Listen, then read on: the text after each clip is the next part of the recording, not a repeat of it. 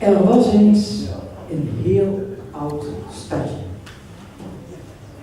In dat stadje woonden mensen die heel erg van vertellen hielden. Die mensen die kwamen vaak bij elkaar om te luisteren naar verhalen. Wat ik te vertellen heb is dit. Ja, uiteraard. Er was eens. Wat is zo? Er was eens is het begin van de dagelijkse realiteit. Sprookjes zijn het einde.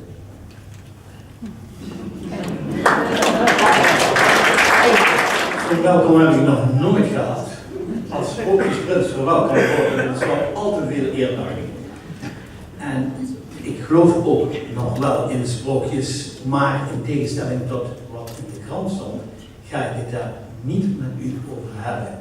Ik ga het met u hebben over sprookjes waar ik niet in geloof.